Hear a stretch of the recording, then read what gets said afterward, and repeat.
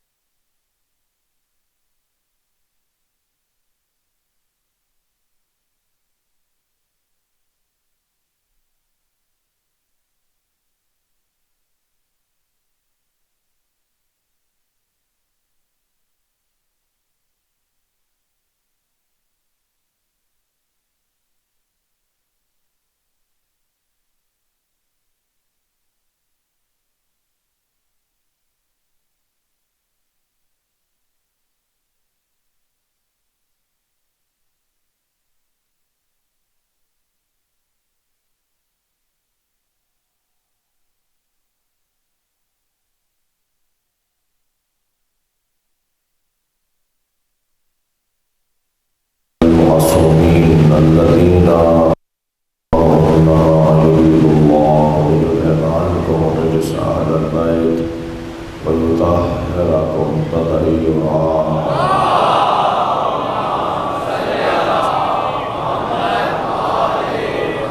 ولعنة الله على أعدائهم أجمعين من يوم عداوتهم إلى قيام يوم الدين. أما بعد، قال الحكيم في القرآن الكريم: بسم الله الرحمن الرحيم.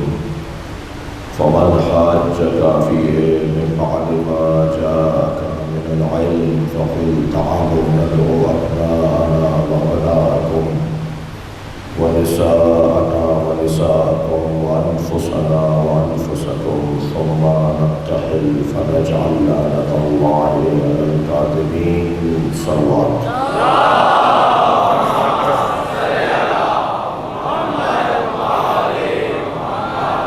سورہ مبارکہ آل عمران کی 61ویں آیت. اللہ اپنے اس کلام میں عظمت اہل بیت کو بیان کر رہا ہے.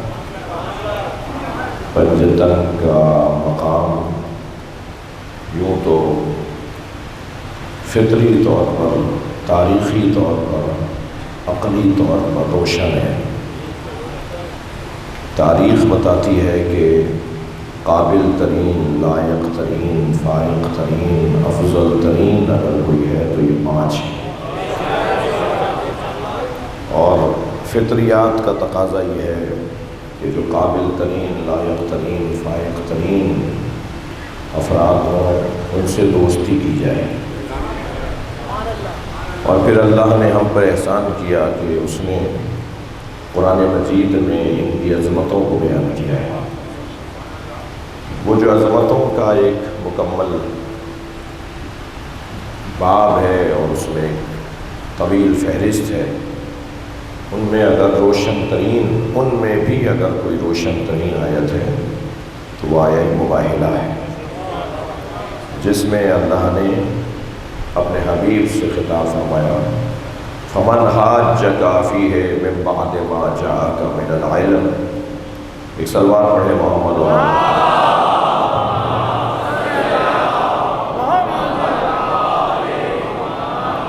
اس سے بہتر سلوات ہوگی.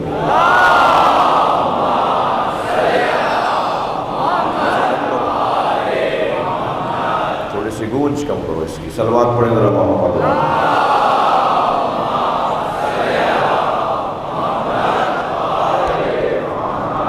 آیت کا ترجمہ: فمن حاجک فیہ من بعد ما جاءک من العلم.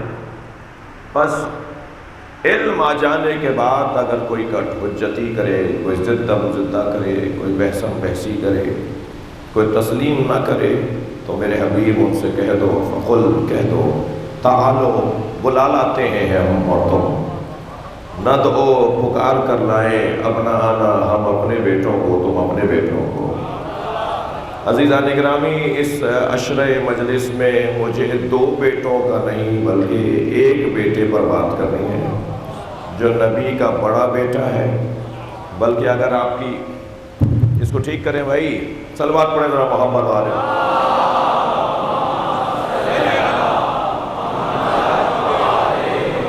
اس سے بہتر صلوات نبی کی ذات۔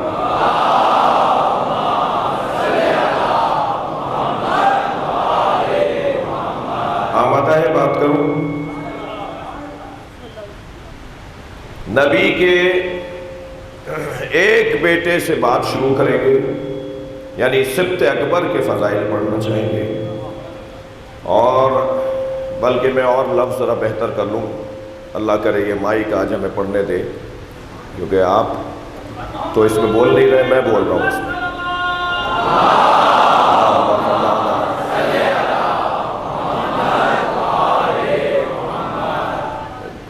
میرا کام مائک سیٹ کرنا نہیں ہے، مگر یہ جو سامنے والا اسپیکر ہے نا، اس کا رخ موڑ دیجئے تو مسئلہ حل ہو جائے گا، اتنا مجھے پتا ہے۔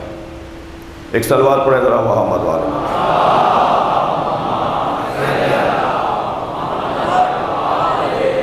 اس سے بہتر اور بلند صلوات پڑھیں۔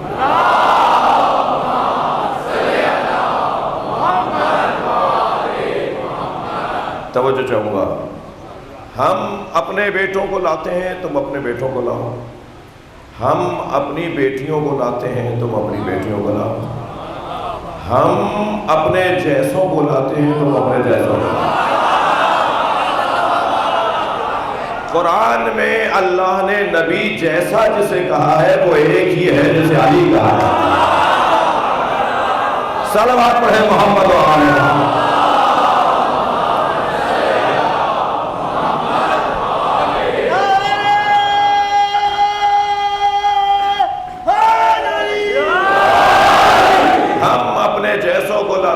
تم اپنے جیسوں کو لاؤ، ثم نبتہل، اور پھر ہم مباہلہ کریں گے۔ مباہلہ مقابلہ نہیں ہے، مباہلہ مجادلہ نہیں ہے، مباہلہ مجاہدہ نہیں ہے، مباہلہ مناظرہ نہیں ہے، اس لیے کہ ان ساری چیزوں میں یا علم کا زور یا بازو کا زور چلتا ہے۔ جملہ دیا کر رہا ہوں، اسی وزن کے الفاظ ہیں مگر سب کا مطلب مختلف ہے۔ ان ساری چیزوں میں یا زور بازو چلتا ہے اور یا زور علم چلتا ہے۔ اب زور بازو پر تو کوئی پٹخنے کے بعد بھی نہ مانے، یعنی زور بازو پر کسی کو پٹخ دیا جائے اور پھر بھی وہ نہ مانے تو کیا کر لیں گے آپ؟ اور مباحثہ میں اور مناظرہ میں اگر کوئی علمی طور پر شکست کھا جائے اور پھر بھی کہے کہ میں نہیں مانتا۔ کسی نے کہا تھا کہ حدیث میں دکھا دو کہ علی ولی اللہ، نبی نے اپنی زبان پہ فرمایا۔ اگر تم نے دکھا دیا کہ سرکار کی زبان پہ یہ لفظ آیا ہے تو میں اپنا نظریہ چھوڑ دوں گا اور تمہیں مان لوں گا۔ تو ہمارے ایک عالم دین جناب عبداللہ جروار صاحب نے روڑی میں کتاب کھول کے دکھا دیا، فرائض الصمتین، علامہ الجوینی کی کتاب، اس میں لکھا ہوا ہے کہ جنت کے 8 دروازے ہیں اور 8 دروازوں پر لا الہ الا اللہ، محمد الرسول اللہ، علی ولی اللہ، تینوں یہی کلمات لکھے ہوئے ہیں۔ تو کتاب کو پلٹ پلٹ کے دیکھتے رہے، کھول کر بند کر کے دیکھتے رہے، ناشر کا نام پڑھتے رہے، مؤلف کا نام پڑھتے رہے۔ توجہ چاہوں گا، اور ایک مرتبہ اسے دیکھنے کے بعد کہنے لگے کہ ہاں یہ جنت کے دروازوں کی حدیث تو مل گئی مگر یہ تو مومن کا کلمہ ہے، مسلمان کا دکھاؤ۔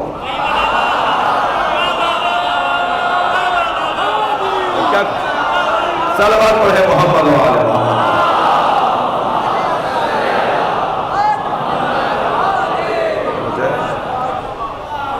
تو اس کا تو کوئی حل ہی نہیں ہے۔ اگر کوئی ماننا ہی نہ چاہے، شکست کھانے کے بعد بھی کہے کہ جی میں نہیں مانتا، تو وہ کون سا مقابلہ ہے؟ مقابلہ میں محاورتاً کہہ رہا ہوں تاکہ میرے جوان میرے بچے بات لے لیں۔ وہ کون سا مقابلہ ہے کہ جس کے بعد گنجائش نہیں ہے نہ ماننے کی، یعنی جس کے بعد بس فیصلہ آخری ہے، اس کے بعد یا تم رہو گے یا ہم رہیں گے. یعنی دوسرے الفاظ میں کہوں کہ پھر ایسا ہوگا کہ جو کمزور ہوگا وہ رہے گا ہی نہیں کچھ کہنے کو. لہذا مباہلہ یعنی ایک اہل دوسرا اہل، دعوے دار دونوں اہلیت کے ہیں، مگر دونوں اللہ کی بارگاہ میں یہ ثابت کریں گے کہ کس کا مقام اللہ کے نزدیک ثابت ہے، موجود ہے. تو فرمایا ثم نبتہل، اور اس کے بعد ہم مباہلہ کریں گے، یعنی تم بھی اللہ سے کہنا، ہم بھی اللہ سے کہیں گے، دیکھ لیتے ہیں کس کا مقام اللہ کے نزدیک ہے. اگر یہیں آپ جملہ لے لیں تو میں عرض کر دوں، کہنے دیجئے کچھ لوگوں کو کچھ لوگوں کی تعریف میں، کتنے ہی لمبے لمبے پہاڑ بنا لیے جائیں کسی کی تعریف میں، مقام تو ان کا ہے جن کی بات اللہ سنتا ہو. صلوات پڑھے محمد و آل محمد.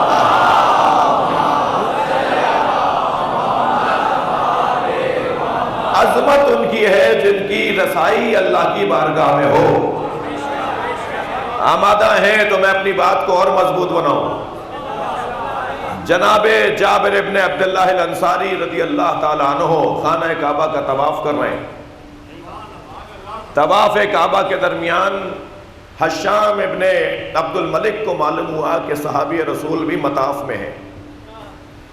تو آہستہ آہستہ مجمع سے کٹتے ہوئے شرمندہ ہو رہے ہیں کہ بیٹی ہو گئی جی، اور اگر دوسری ہو جائے تو کہتے ہیں جی منہ دکھانے کے قابل نہیں رہا، تمہارا تو ویسے ہی منہ ایسا نہیں ہے جو کوئی دیکھے.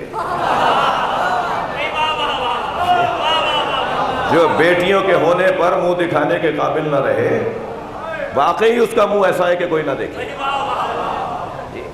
اور تیسری بیٹی ہو گئی تو زوجہ کو اتنا ذہنی دباؤ میں مبتلا کیا کہ وہ مرض لے بیٹھی اور طرح طرح کی بیماریاں اس نے لگا لی، اور وہ چلتی پھرتی ایک میت بن گئی.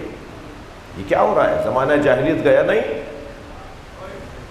یہ رویے، یہ طریقے، یہ انداز، یہ باتیں، میں مضمون سے ہٹ کے نہیں بول رہا، یہ باتیں، یہ انداز، یہ تو مشرکوں اور اعلان اسلام سے پہلے والوں کا تھا.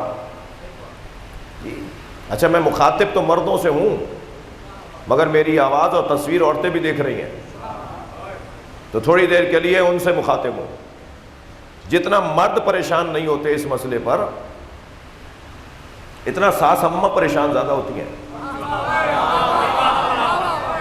یعنی جتنا بیٹا پریشان نہیں ہوتا، اتنا بیٹے کی اماں پریشان ہے کہ بیٹا کیوں نہیں ہوا. تم خود عورت ہو، تم اپنی ہی جنس کے آنے پر شرمندہ ہو رہی ہو. جس عورت کے پہلی بیٹی ہوتی ہے تھکے نہیں، جس عورت کے پہلی اولاد بیٹی ہو، معصوم فرماتے ہیں اس نے 1/3 جنت کی ضمانت لے لی ہے. پھر فرماتے ہیں جس کے ہاں پہلی بیٹی ہو وہ اس سے افضل ہے جس کے ہاں پہلے بیٹا ہو. دونوں میں کس کو طے کریں کہ کون افضل ہے؟ فرماتے ہیں جس کے ہاں پہلی بیٹی ہو وہ اس سے افضل ہے جس کے ہاں پہلے بیٹا ہو. اور پھر 3 بیٹیاں مسلسل جس کے ہاں ہو جائیں، نبی کی حدیث ہے، سنی شیعہ نے لکھی ہے، میں مصطفیٰ اسے جنت کی بشارت دیتا ہوں. ایک صاحب کے ہاں 6ٹھی بیٹی ہوئی تو وہ لڈو بٹوا رہے تھے. ہاں بہت خوش تھے بہت، اور اتنے خوش تھے کہ جی پورے برادری میں لڈو بانٹو. کسی نے کہا صاحب 6ٹھی بیٹی ہوئی ہے، کہنے لگے خوشیوں پہ خوشیاں بڑھ رہی ہیں. کہنے لگے کیا مطلب، ذرا سمجھائیے، ایسا ہوتا نہیں ہے جیسا آپ کر کے دکھا رہے ہیں، معمولاً ایسا نہیں ہوتا. کہنے لگے بیٹی ہوتی ہے تو مجھے خوشی ہوتی ہے، بیٹا ہوگا تو میں پریشان ہو جاؤں گا، اس لیے کہ بیٹے کو پڑھانا پڑے گا. بیٹی پڑھ کر آتی ہے، یہ تہذیب پڑھ کر آتی ہے، یہ ادب پڑھ کر آتی ہے، یہ محبت پڑھ کر آتی ہے. بیٹی کو پڑھانا نہیں پڑتا. اور بیٹے کو تو آپ آج کے بعد ذرا گھر میں جا کے دیکھ لیجئے. اتفاق ہے کہ میرے زیادہ تر مخاطبین ہوئے ہیں جو امیدوار ہیں، تو اس لیے اچھا ہے اسی وقت میں انہیں ایک پیغام مل جائے. جن کے یہاں اولاد ہو چکی ہے، بیٹی آ کے لپٹے گی، پیار کرے گی، پانی پوچھے گی، جوتے اتارے گی، موزے اتارے گی، اور بیٹا لگا ہوا ہوگا موبائل میں. آپ نے سلام کر لیا تو جواب دینا بھی اس کی مہربانی ہوگی. محبت پڑھ کر آتی ہے بیٹی. نبی فرما رہے ہیں کہ ہم اپنے بیٹے لاتے ہیں، تم اپنے بیٹے لاؤ. تو معاشرے میں بیٹوں کی کیونکہ قدر زیادہ بتائی جاتی ہے، تو سرکار نے پہلے یہ نہیں کہا کہ ہم اپنی بیٹیاں لاتے ہیں، ورنہ کہتے بیٹیوں کو تو ویسے ہی مار دیا جاتا ہے. کہہ دیتے بیٹیوں کو تو ویسے ہی مار دیا جاتا ہے، سرکار بھی مارنے کے لیے لے آئے. مثلا آپ ان کی نگاہوں سے دیکھیں جن کی نگاہوں میں یہ مفاہیم روشن نہیں ہے. فرمایا ہم اپنے بیٹے لاتے ہیں، تم اپنے بیٹے لاؤ. ہم اپنی بیٹیاں لاتے ہیں، تم اپنی بیٹیاں لاؤ. ہم اپنے جیسے لاتے ہیں، تم اپنے جیسے لاؤ. سب کچھ تو دے دیا. سرکار نے سب کچھ داؤ پہ لگا دیا تاکہ اللہ کا کلمہ بلند رہے. کلمۃ اللہ ہی العلیٰ، یہ صرف آیت نہ رہے بلکہ اس پہ عمل ہو کر دکھایا جائے، کر کے دکھایا جائے. تو سرکار کے 2 بیٹوں کا تذکرہ کل کی مجلس میں نے اشارتاً عرض کیا تھا. میرے پاس 5 منٹ فضائل کے اور رہ گئے. کل کی مجلس میں نے اشارتاً عرض کیا تھا کہ عجیب حسن ہے ذکر امام حسن میں کہ جب ہم حسن مولا کی بات کرتے ہیں تو ہمیں حسین نظر آتے ہیں، اور عجیب حسن ہے ذکر امام حسین میں کہ جب امام حسین کی بات کرتے ہیں تو امام حسن نظر آتے ہیں. بھائی میں سنبھل کر ایک جملہ کہہ رہا ہوں اور شاید کسی بچے کے لیے نئی بات ہو. کیا عظمت ہے امام حسن کی کہ حسین تو نام ہی نہیں ہے. پھر جملہ اور بہتر کر رہا ہوں. عظمت امام حسن کے لیے کیا یہ کم بات ہے کہ حسین نام نہیں ہے، چھوٹے حسن کو حسین کہا جاتا ہے. صلوات پڑھے محمد و آل محمد.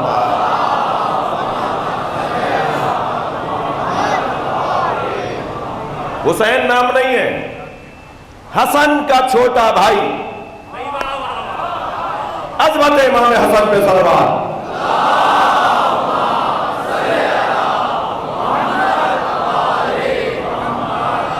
چھوٹا حسن، حسین یعنی چھوٹا حسن. عظمت امام حسن، بات بڑی روشن اور واضح ہے. حضرت حذیفہ یمان رضی اللہ تعالی عنہ فرماتے ہیں کہ میں گھر میں داخل ہوا، ماں کو بڑھ کر میں نے سلام کیا تو اماں نے مجھ سے کہا کہ سرکار دو جہاں کو سلام کیے ہوئے کتنا وقت گزر گیا. ماؤں کی حس بڑی روشن ہوتی ہے، انہیں اندازہ ہو جاتا ہے میرا بچہ کہاں کمزور پڑ رہا ہے. لگ رہا تھا کہ کچھ ایسے ہی جواب آئے گا، تبھی انہوں نے سوال کیا سرکار دو جہاں کو سلام کیے ہوئے کتنے دن گزر گئے. فرمایا اماں کئی ہفتے گزر گئے سرکار کا دیدار نہیں کیا. فرمایا مجھے حیا آ رہی ہے کہ میرا بیٹا اور نبی کے دیدار میں اتنا فاصلہ ڈالتا ہوں. شرمندہ ہوئے کہ اماں میں آپ سے معافی چاہتا ہوں، آج ہی جاتا ہوں سرکار کے پیچھے نماز پڑھوں گا اور ان سے آپ کی اور اپنے والد کی اور اپنی مغفرت کا سوال کروں گا کہ دعا کریں اللہ ہم پر کرم رکھے، ہم پہ رحم کرے، ہمیں معاف کرے. فرماتے ہیں کہ میں مسجد نبوی میں پہنچا، سرکار نے نماز پڑھائی.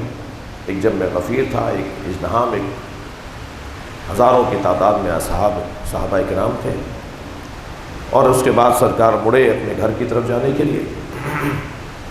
تو میں سب ایک بڑی تعداد گھر تک چھوڑنے جا رہی تھی، پیچھے پیچھے جا رہی تھی. محبت میں نبی کے عاشقوں کا وہ مجمع کہ میں بھی نبی کے پیچھے پیچھے حضرت کو گھر تک، اور وہاں سے جہاں حضرت جا رہے تھے وہاں تک ہم پیچھے چلنے لگے. تو بالکل جب میں عقب میں آیا تو آواز آئی کون ہو. جیسے ہی عقب میں کہتے ہیں حذیفہ یمان میں بالکل قریب آ گیا چلتے ہوئے، نبی کی آواز آئی کون ہو. تو میں نے کہا اللہ اور اللہ کا رسول بہتر جانتا ہے. کیا معرفت ہے. صلوات پڑھیں محمد و آل محمد.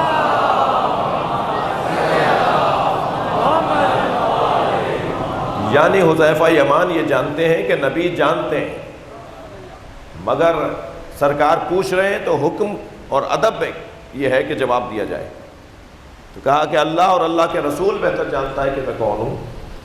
تو فوراً آواز آئی، حذیفہ یمان کیا لے کر آئے ہو، کیا سوچ کر آئے ہو، کیا حاجت ہے تمہاری؟ آگے بڑھ کر نبی کے ہاتھوں کا بوسہ دیا اور کہا یا رسول اللہ میری ماں کے لیے، میرے باپ کے لیے دعا فرمائیں کہ اللہ ان کی مغفرت فرمائے۔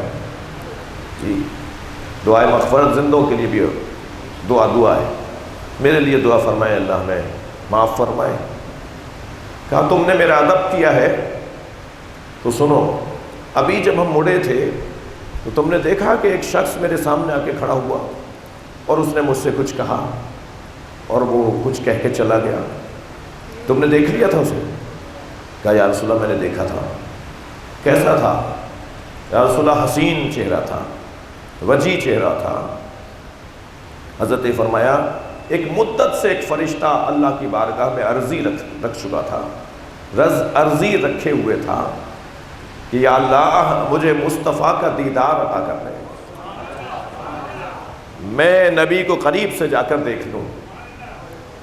تو اس کی عرضی مکمل ہوئی، اس کی عرضی قبول ہوئی۔ اللہ نے کہا میں تمہیں اجازت دیتا ہوں میرے نبی کو قریب سے جا کے دیکھو، مگر محبوب کے پاس جب محبوب کا بندہ آتا ہے تو خالی ہاتھ نہیں آتا، میری طرف سے ایک ہدیہ میرے نبی کے لیے لے جاؤ۔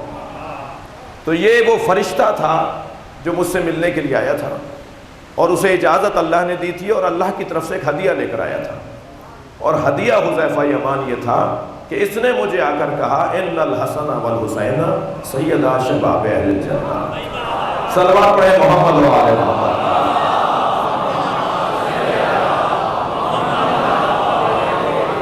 اس سے بہتر اور بلند صلوات نبی۔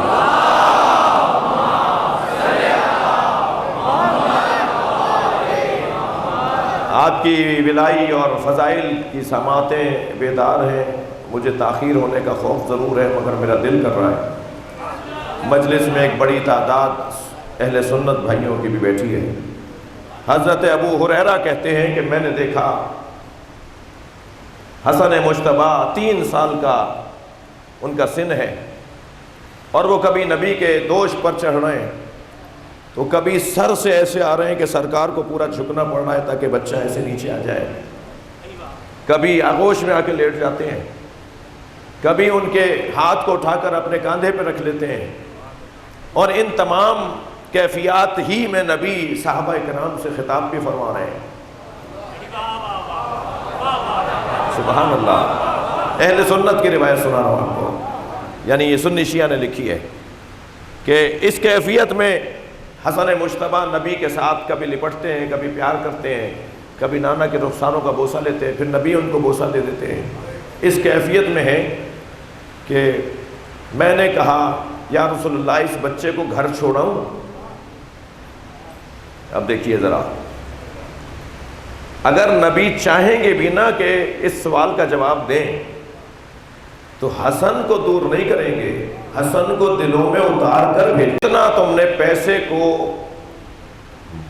منہ لگانا چھوڑا، پیسے کو نظر انداز کیا، اتنا پیسہ برسے گا کہ تم سنبھال نہیں پاؤ گے، مگر اس وقت تمہاری کیفیت کچھ اور ہوگی، تمہیں پیسہ معیار اور کسوٹی تمہارے نزدیک نہیں ہوگی۔ یہ خطرناک چیز ہے۔ ذلیل ہوئے ہیں وہ لوگ جنہوں نے پیسے کو اولویت دی اور قاعدے قانون کو اور اقدار اور تہذیب کو نظر انداز کیا۔ تہذیبیں بنائی جاتی ہیں، اس سے زیادہ کوئی بڑی قیمتی چیز نہیں ہے۔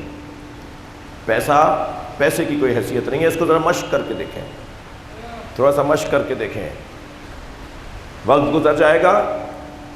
تاریخ میں گم ہونے والے علی والے نہیں ہوتے، تاریخ بنانے والے علی والے ہوتے ہیں۔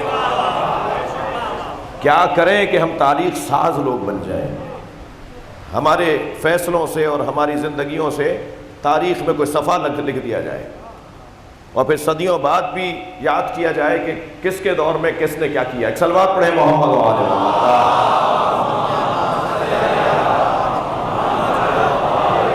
اس سے اچھی صلوات عطیہ کریں۔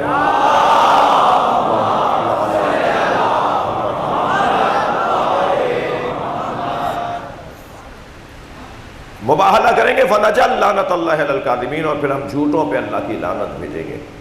نہیں ہوا، مباہلہ نہیں ہوا۔ جب یہ قریب پہنچے اور انہوں نے چہرے دیکھے کہ آئے کون ہیں، تو اسی ابو الحارث نے کہا کہ میں ایسے چہرے دیکھ رہا ہوں کہ اگر وہ پہاڑ کو حکم دیں تو پہاڑ اپنی جگہ سے ہٹ جائے۔ یعنی مسیحی تو ولایت تکوینی کے قائل تھے، کچھ مسلمان ملا ہیں جو اہل بیت کی عظمت کے قائل نہیں ہیں۔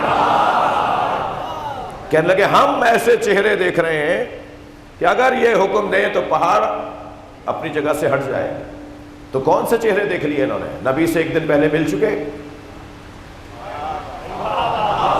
تھوڑی گردن ہلاتے رہیے، بات جا رہی ہوتا۔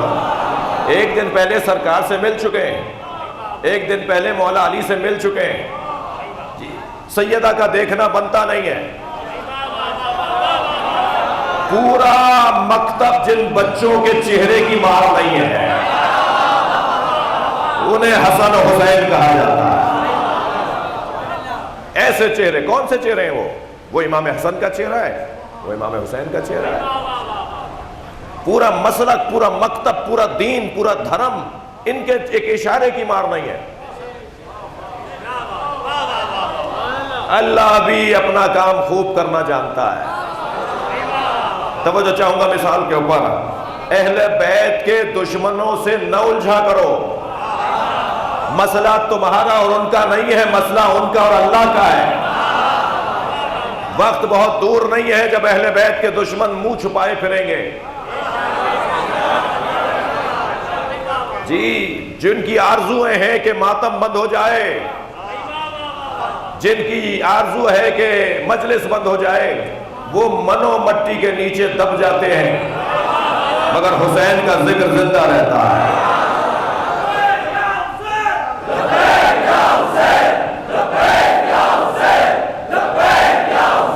مل کر جواب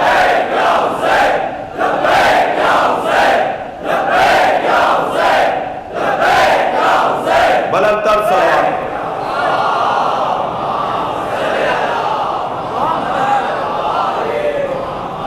آپ کی توجہات کا شکر گزار ہوں۔ اللہ نے اہل بیت نبی کے گھرانے کے دشمنوں کو جتنا ذلیل کیا ہے، اتنا شاید ہی کسی کو کیا۔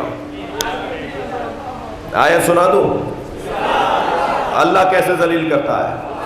وَيُرِيدُونَ لِيُطْفِئُوا نُورَ اللَّهِ بِأَفْوَاهِهِمْ وَاللَّهُ مُتِمُّ نُورِهِ وَلَوْ كَرِهَ الْمُشْرِكُونَ۔ کچھ لوگوں نے ارادہ کیا ہے کہ اللہ کے نور کو پھونکوں سے بجھائے، اور کتنا ذلیل کرے گا۔ ساری طاقتوں کو اللہ پھونک بول رہا ہے۔ صلوات پڑھیں محمد و آل محمد۔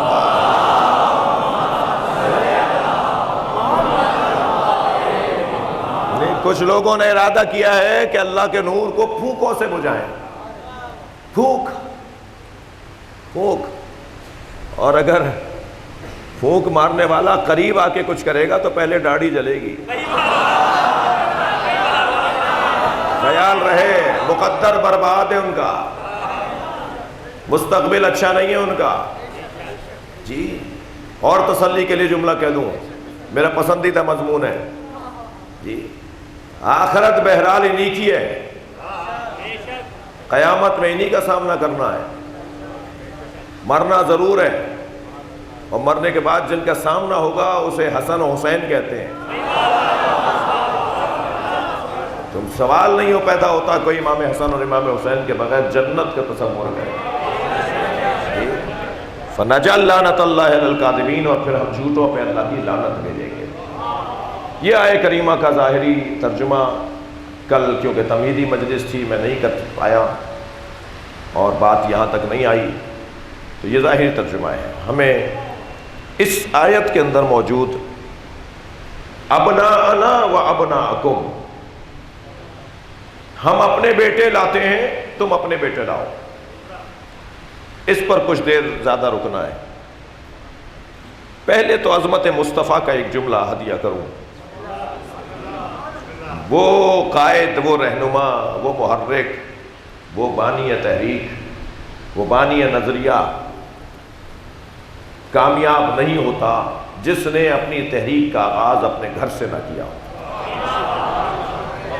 جو سارے جہان کو تو چاہتا ہے کہ اس کی حمایت کریں، سب سے تو چاہتا ہے کہ وہ اس کے ساتھ دیں، ووٹ اسی کو پڑے، بات اسی کی مانی جائے، سب اس کے ایک اشارے پہ کھڑے ہو جائیں، ایک کال پہ مجمع نکل آئے۔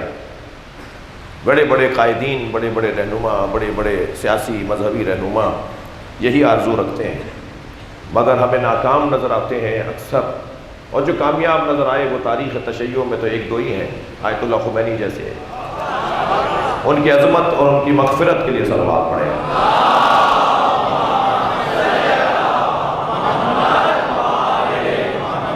لیکن مجموعی طور پر یہ کمزوری ہمارے ہاں بھی پائی گئی ہے تاریخ میں، اور ہمارے بھائیوں کے ہاں بھی، اور غیر مسلموں میں بھی پائی گئی ہے، اور غیر مثال کے طور پر باہر کے لوگوں میں بھی یہ کمزوری پائی گئی ہے۔ تو جو سب سے تو چاہتے ہیں کہ وہ ساتھ دیں، ساری قوم ساتھ دے، سارا ملک ساتھ دے، مگر ان کے گھر والے ان کے ساتھ نہ دیتے ہو، ان کے گھر والے ان کا ساتھ نہ دیتے ہو۔ حضرت ابراہیم اور ہمارے نبی کو جو اللہ نے قرآن میں اسوہ قرار دیا ہے، دو ہی نبیوں کے لیے لفظ اسوہ آیا ہے، آئیڈیل ہے تمہارے لیے، نمونہ عمل ہے تمہارے لیے۔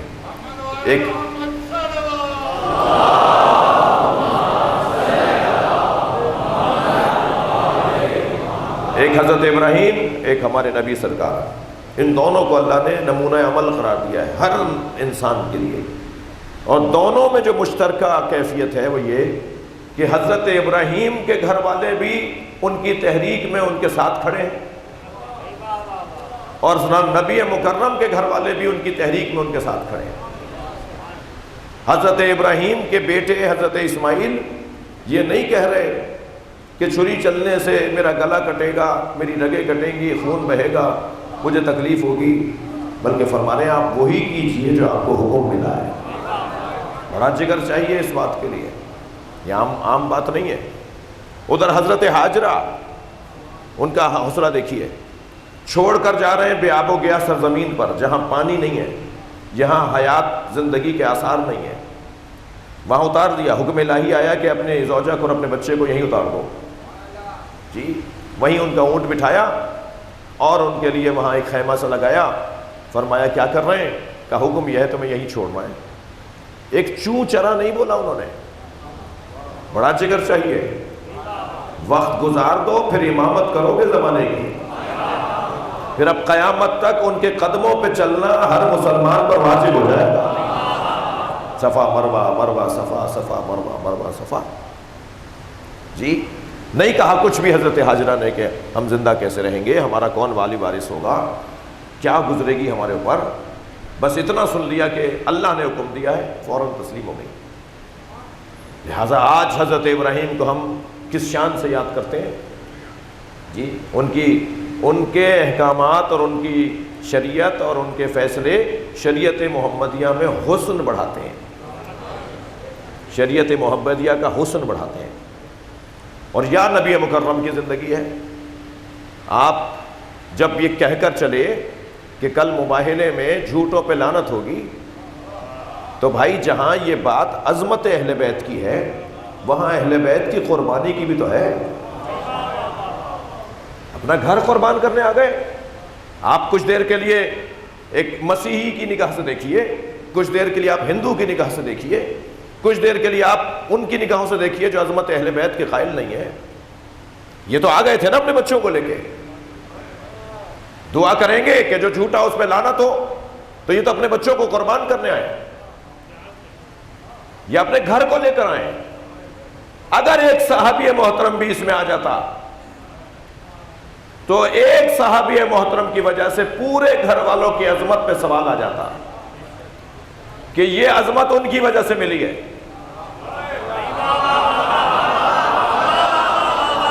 بات محسوس کریں میں کیا کہہ رہا ہوں، بہت ساری باتیں میں کھول کے نہیں کہہ سکوں گا۔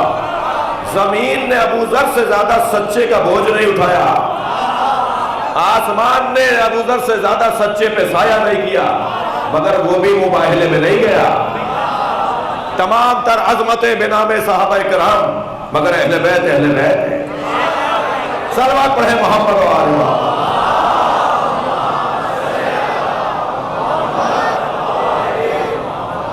توجہ کر لیا آپ نے؟ ہم اپنے بیٹوں کو لاتے ہیں، تم اپنے بیٹوں کو لاؤ. جی ہم اپنی بیٹیوں کو لاتے ہیں. اچھا بیٹیوں اور بیٹوں میں زمانہ جاہلیت تو اب بھی نہیں گیا. بیٹے کے ہونے پہ لڈو بٹے اور بیٹی کے ہونے پہ گردن لٹکے. فرمایا ابو ہریرہ جاؤ انہیں گھر چھوڑ کر آ جاؤ. تو وہ فرماتے ہیں کہ میں نے بچے کو گود میں اٹھایا، امام حسن کے لیے کہتے ہیں، میں نے انہیں گود میں اٹھایا. جہاں جہاں، اب جو سننے کی روایت ہے، جہاں جہاں اندھیرا آتا تھا گلی میں، مثلا میں یہاں سے چلا روشنی میں لے کے چلا، گلی کا موڑ کاٹا تو ایک دم اندھیرا آ گیا. اندھیرا ہے، گلی ہے، رات کا وقت تھا. کہتے ہیں جہاں جہاں اندھیرا آتا تھا برقت برقت برقتن، تو اتنی دیر تک وہاں روشنی رہتی تھی جب تک اندھیرا آتا تھا. کہیں رستے میں اندھیرا نہیں آیا جہاں تک میں نے حسن مجتبیٰ کو گھر پہنچایا. میں نے آ کر پوچھا یا رسول اللہ بچے کو تو میں گھر پہنچایا آیا، مگر یہ منظر میں نے دیکھا. فرمایا ہے ابو ہریرہ حسن مجتبیٰ کو جب تم لے کر جا رہے تھے تو جہاں اندھیرا آتا تھا ایک فرشتہ اللہ نے معمور کیا ہوا تھا کہ میرے بچے کی حفاظت رہے. صلوات پڑھیں محمد و آل محمد.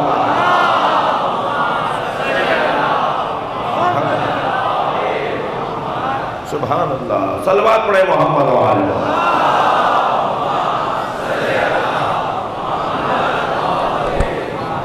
کل بات اور کسی منزل پر آئے گی. چلیے حسین مدینہ چھوڑ رہے ہیں. میرے مولا اللہ کسی کو وطن نہ چھوڑائے. وطن کو چھوڑ کے جانا یہ بہت مشکل کام ہے، اور خاص طور پر اگر وطن چھڑوایا جانا. نبی نے مکہ چھوڑا اور حسین نے مدینہ چھوڑا، اور جب مدینہ چھوڑ رہے تھے تو نانا کے مزار پر گئے، لپٹ کر بہت رو گئے. قبر رسول سے آواز آئی حسین جاؤ اللہ کا دین بچانے جاؤ. تمہارا نانا تمہارے لیے آمادہ دعا ہے. اللہ آپ کی ماؤں کو زندہ رکھے. جن جوانوں کی والدائیں زندہ ہیں لیکن قبر بطول بدل گئے تو ایسے گئے جیسے کوئی چھوٹا بچہ اپنی ماں کی آغوش میں آیا، اور قبر زہرا سے ایسے لپٹے جیسے ماں سے بچہ لپٹتا ہے، اور روتے ہوئے کہا کہ اماں مدینہ رہنے کی جگہ نہیں رہا. تو قبر زہرا سے آواز آئی حسین مدینہ چھوڑ دو، تمہاری ماں تمہارے ساتھ ساتھ ہے. میں نے کہہ دیا، بہت آسانی سے کہہ دیا. ہر جگہ زہرا نے اپنے بچوں کو دیکھا. کبھی حسین گھوڑے سے گرے تو زہرا موجود. جب حسین کے گلے پہ خنجر چل رہا تھا تو زہرا موجود. جب حسین کے بدن پہ گھوڑے دوڑ رہے تھے، اجرو کمال اللہ جو رونے آئے تب جناب زہرا وہاں موجود ہے. رو رہے نا بتاؤ. جب زینب کے سر سے چادر اتر رہی تھی جناب زہرا اپنے بچے کو، اپنی بچی کو دیکھ رہی تھی، اور جب سکینہ اونٹ سے گری تو جناب زینب پکارتی بھی آ رہی تھی سکینہ کہاں ہو. تو کیا دیکھا کہ ایک درخت کے سائے میں ایک کالے برقعے میں بیوی ہے جس نے جناب سکینہ کو اپنی گود میں لیا ہوا ہے. جناب زینب کو تعجب اس بات پر ہوا کہ ہم پہ تو کوئی رحم نہیں کرتا، یہ کون ہے جو ہم پہ رحم کھا رہا ہے. اور دوسرا تعجب اس بات پر ہوا کہ سکینہ تو کسی کی گود میں نہیں جاتی، بابا بابا پکارتی ہے، ماں بھی بڑھ کے کہتی ہے میری گود میں آ جاؤ، کہتی ہے مجھے بابا کی گود میں جانا۔ پھوپھی زینب کہتی ہے میری آغوش میں آ جاؤ، تو سکینہ کہتی ہے مجھے بابا کی گود میں جانا ہے۔ یہ کون سی گود ہے جس میں سکینہ سو گئی؟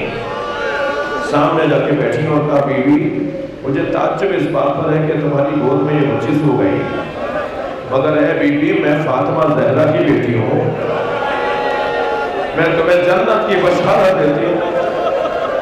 تم نے حسین کی یتیمہ کا خیال کیا؟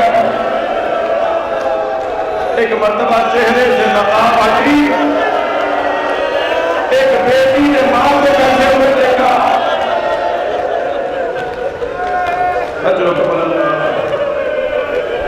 جناب زہرا بیٹھی ہوئی نظر آئی، کہا حسین چلے جاؤ، تمہاری ماں تمہارے ساتھ ساتھ ہے۔ آواز دی عباس محملیں تیار کرو، بیویوں کو ہماریوں میں بٹھاؤ، قافلہ تیار کرو۔ قافلہ تیار ہو گیا، سب بیویاں محملوں میں بیٹھ گئیں۔ حضرتارو جب قافلہ شہر سے باہر چلا، کچھ ہی فاصلے پر گئے تھے کہ حضرت عباس گھوڑا دوڑائے ہوئے۔ حضرت عباس کا ایک کام یہ تھا کہ قافلے کی حفاظت فرمائیں۔ کبھی وہ آگے جاتے تھے گھوڑا لے کر، آنے والوں سے کہتے تھے رخ اپنا کچھ تبدیل کر لو، تم جس رخ پر آ رہے ہو اس رخ پر حسین کے قافلے میں حسین کی بہنیں بھی ہیں، اہل بیت رسول آ رہے ہیں۔ اور جو پیچھے قافلہ تیزی سے آ رہا ہوتا تھا اسے بھی متوجہ کرتے تھے۔ اسی اثنا میں آ کر کہا کہ مولا ہمارے قافلے کے پیچھے ایک مختصر سا قافلہ چل رہا ہے، ایک مختصر قافلہ چل رہا ہے۔ امام نے فرمایا عباس کس کا قافلہ ہے؟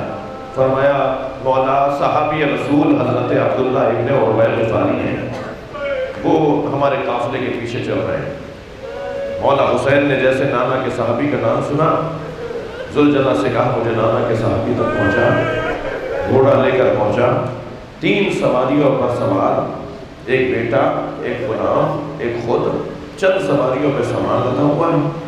ضعیفی اتنی ہے کہ ہاتھوں میں راشہ ہے، بال سفید ہے، کمر خمیدہ ہے۔ آگے بڑھ کر نانا کے صحابی کو سلام کیا، کہے نانا کے صحابی اے عبداللہ ابن عروہ غفاری اس بڑھاپے میں کہاں کا ارادہ ہے، کہاں جانا چاہ رہے ہیں؟ فرمایا حسین تم چھوٹے تھے، نبی خود پر گئے ہیں، تم مسجد میں آئے، تمہارا پیر تمہارے کرتے میں الجھا، تم زمین پر گرے، نبی نے ممبر چھوڑ دیا، تمہیں آغوش میں لے کر ممبر پر بیٹھے، اور ہم سب سے مخاطب ہو کر کہا میرے حسین کو اچھی طرح دیکھو، میرے حسین کو اچھی طرح دیکھو، اگر یہ وطن چھوڑ کر جائے اور اس کے ساتھ اس کے بچے بھی ہوں اور تم میں سے کوئی زندہ ہو تو میرے حسین کا ساتھ ضرور دینا۔ اے حسین میں بوڑھا ضرور ہوں مگر مجھے نبی کی وصیت پہ عمل کرنا ہے۔ امام نے آنکھوں میں آنسو آ گئے، امام کی آنکھوں میں آنسو آ گئے، پیشانی کا بوسہ دیا، فرمایا پھر آئیے ہمارے ساتھ چلیے، عباس آپ کی خدمت کریں، علی اکبر آپ کے کام آئیں گے۔ تو ہاتھوں کو جوڑ کے کہنے لگے تمہارا قافلہ آگے چلے گا، کچھ فاصلے کے بعد میرا قافلہ چلے گا۔ امام نے فرمایا آپ ہمارے ساتھ چلیے، کہا نہیں حسین جس قافلے میں زینب کی سواری ہے، جس قافلے میں نبی زادی ہے، میں کہوں گا عبداللہ بڑا عطف کیا تم نے نبی زادیوں کا، 11 محرم کو ہوتے تو دیکھتے زینب کے سر سے چادر اتر رہی، نبی زادیاں فریادیں کر رہی، کوئی نہ تھا جو نبی کی اولاد کی فریاد واہ جابا بچتے ہوئے نکلتے ہوئے ان کے قریب آ گئے۔ گورنر، مکے کا گورنر جی، اور قریب آ کے کہنے لگے کہ حل لک حاجتن، کوئی حکم کوئی کام؟ تو پہلے تو انہوں نے آنکھیں بھر کے غور سے دیکھا اور کہا تم ہو کون؟ اللہ اکبر جی، بے نیازی ہو تو ایسی کہ انہیں پتہ ہی نہیں ہے کہ گورنر کون ہے۔ کہا تم ہو کون؟ کہا میں مکے کا گورنر ہوں۔ فرمایا میں عبادت الہیہ میں مصروف ہوں، کسی اور وقت بات کریں گے۔ یہ ہے شان علماء کہ گورنر، وزیر اعظم، وزیر اعلیٰ، صدر مملکت، حاکم وقت ٹائم مانگے تب مزہ آئے، اور یہ بغیر ریاضت کے نہیں ہوتا، یہ بغیر محنت کے نہیں ہوتا، اس میں بہت ساری آرزویں مارنا پڑیں گی۔ میں بات آپ سے کر رہا ہوں لیکن کہہ کسی اور کو رہا ہوں۔ کہنے لگے عبادت الہیہ میں مصروف ہوں، کسی اور وقت بات ہوگی۔ پھر ایک مرتبہ چند لمحے گزرے تو کہا کہ کوئی خدمت بتا دیجئے، آپ اتنے جلیل القدر صحابی ہیں، کوئی کام بتا دیجئے۔ تو کہنے لگے کہ آخرت میں کچھ دے سکتے ہو؟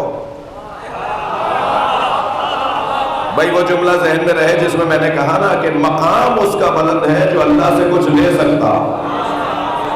کہنے لگے آخرت میں کچھ دے سکتے ہو؟ کہنے لگے نہیں۔ یہاں کا کام بتائیے، دنیا کا کام بتائیے۔ کم سے کم حضرت جابر ابن عبداللہ الانصاری نے یہ فیصلہ کر دیا کہ جو آخرت میں کچھ دے سکتا ہو اس سے دنیا میں مانگنا جائز ہے۔ صلوات پڑھے محمد و آل محمد۔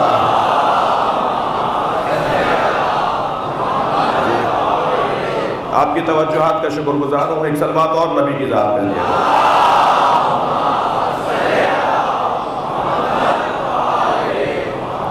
کہنے لگے نہیں، آخرت میں کچھ نہیں دے سکتا۔ اب جملہ سنیں، ایک بے نیاز اور ایک مستغنی مسلمان کا جملہ۔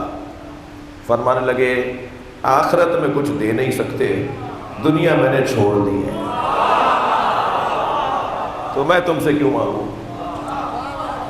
تو بس مقام اس کا بلند ہے۔ میرے جوانوں، میرے بچوں، میرے لیے عزت ہے کہ آپ مجھے سن رہے ہیں۔ مقام اس کا بلند ہے کہ جو اللہ سے کچھ لے کے دے سکتا ہو، وہ مانگے تو اللہ دے دے، وہ کہے تو اللہ دے دے۔ جی، راہب نہیں، راہب، راہب نہیں۔ راہب تو شادیاں نہیں کرتے،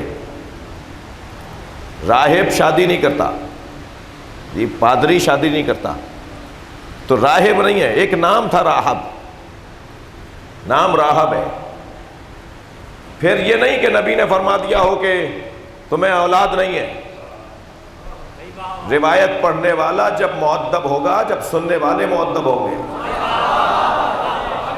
آپ جب تک مجھے آپ سے یہ احساس نہ ہو کہ مجھے ٹوک دیا جائے گا، صلوات پڑھ لیں ذرا محمد و آل محمد۔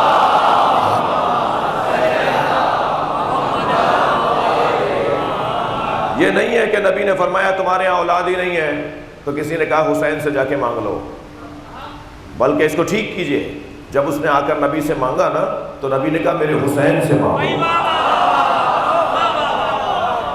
اس کو اس زاویے سے لیجئے۔ اور یہ کوئی پہلی دفعہ تو ہو نہیں رہا، یہ تو پھر اولاد مانگنے آیا تھا، یہ تو پھر راہب تھا، وہ جو فطرس فرشتہ آیا تھا، وہ نبی مکرم کے پاس آیا تھا۔ نبی خود اس کو شفا دیتے تھے، فرماتے کہ تمہارے بالوں پر اللہ شفا عطا فرمائے اور بالوں پر بحال ہو جاتے، مگر امت کو رستہ دیا ہے، امت کی رہنمائی کی ہے۔ اگر تمہیں اللہ سے کچھ مانگنا ہے تو میرے ہوتے ہوئے بھی جو کوئی عطا کر سکتا ہے اسے حسین کا ہے۔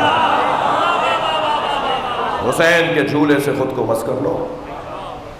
اور فطرس نے خود کو حسین مولا کے جھولے سے مس کیا۔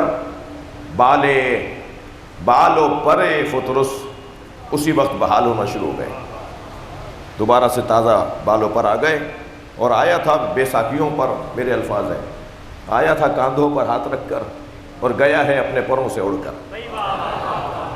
یہاں علامہ حلی نے بڑا حسین منظر بنایا ہے، وہ فرماتے ہیں کہ یہ مادی بالوں پر نہیں تھے، یہ کبوتر کی طرح، مور کی طرح، پرندوں کی طرح بالوں پر نہیں تھے، بلکہ مادی مخلوق نہیں ہے، مجرد مخلوق ہے، اور مجرد مخلوق کے مادی بالوں پر نہیں ہوتے، بلکہ مانوی ہی اور مجرد بالوں پر ہوں گے۔ مجرد بالوں پر کیا ہے؟ فرماتے ہیں یہ بال علم تھا جو جل گیا تھا، اور پر عمل تھا جو جل گیا تھا۔ یعنی علم بھی اب نہیں بڑھے گا، عمل بھی آئندہ کوئی فائدہ نہیں پہنچائے گا۔ حسین کے جھولے سے مس ہونے والا علم لینے بھی آتا ہے، عمل لینے بھی آتا ہے۔ صلوات پڑھیں محمد و آل محمد۔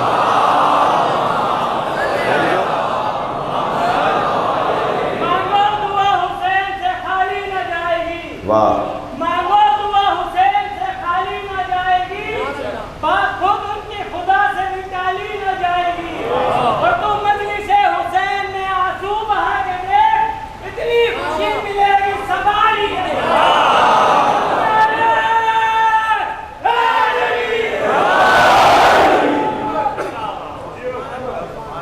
ثم نبتہل، اور پھر ہم ثابت کریں گے کہ اللہ کے نزدیک کس کا کتنا مقام ہے۔ دعا کریں گے، اللہ سے دعا کریں گے۔ بد دعا دعا ہے بھائی، یہ تو ہم کہتے ہیں بد دعا۔ اللہم لعن، یہ جو لعنت ہے یہ دعا ہے۔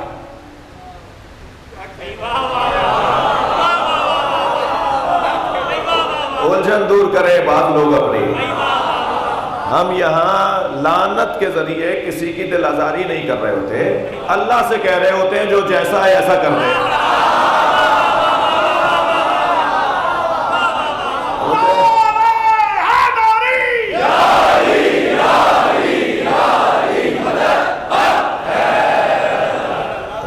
اللہم صلی علی، اللہم لعن، اللہم، دونوں اللہ کی بارگاہ میں دعائیں ہیں، اور پھر جو جس کے قابل ہوگا اس تک بات پہنچ جائے گی۔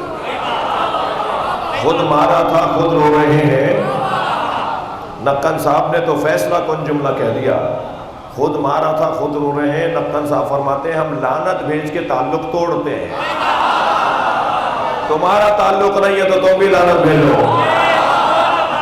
صلوات پڑھیں محمد و آل محمد۔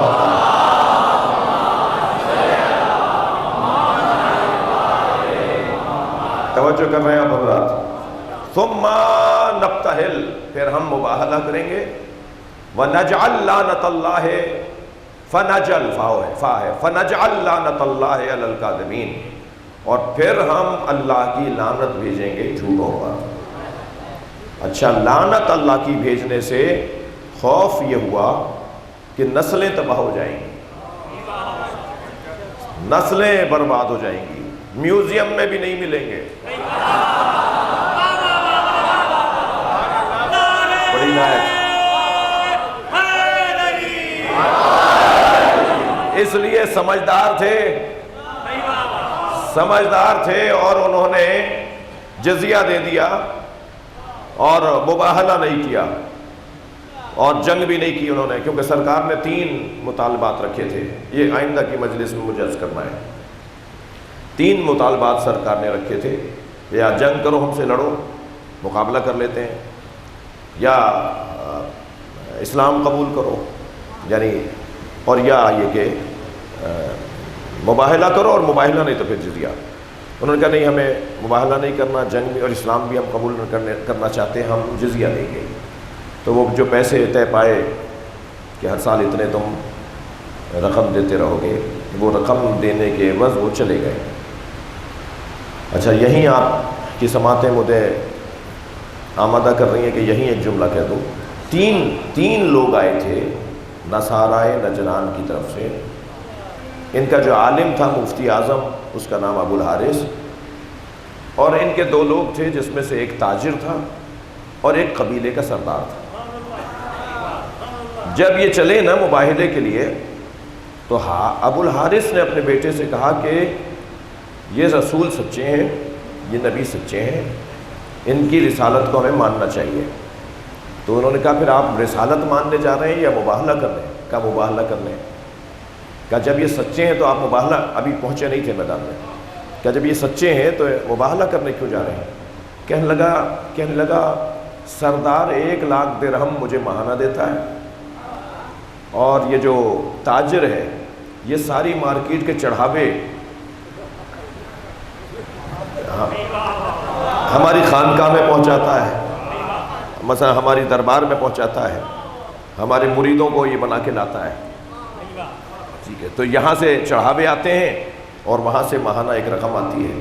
عزیزان گرامی، یہ آپ پلے سے باندھ لیں، تاریخ میں جب کبھی اہل بیت کے مقابل کو آیا ہے، یہ یا دنیا کی لالچ میں آیا ہے یا کرسی کی لالچ میں آیا ہے۔ یہ پیسے کی لالچ اور کرسی کی لالچ اہل بیت کے مقابل میں لا کے کھڑا کر دیتی ہے۔ خطرناک ترین چیز ہے یہ۔ لہٰذا اپنے بچوں اور جوانوں سے کہوں گا کہ پیسے کو، دولت کو، اسکناس کو، کرنسی کو اگنور کرنے کی، نظر انداز کرنے کی مشق کرو۔ جی حرام پیسہ تو ویسے ہی نہیں دیکھنا اس کی طرف، میں حلال پیسے کی بات کر رہا ہوں، جو آپ کا اپنا پیسہ ہو۔ کہیں سے ملنے کا اظہار ہوا، دوڑے چلے جا رہے ہیں، بھاگے چلے جا رہے ہیں، اپنے آپ کو ذلیل کر رہے ہیں پیسے کی خاطر، بار بار اسے فون کر کر کے کہہ رہے ہیں میرے پیسے کب دو گے۔ وہ پیسے رکھے ہوئے ہیں مگر بے چینی ہو رہی ہے کسی طرح میرے اور آ جائے اور آ جائے اور آ جائے۔ کسی طرح اس پیسے سے تعلق توڑنے کی مشق کرو۔ میں ممبر حسینی کی قسم کھا کے کہتا ہوں،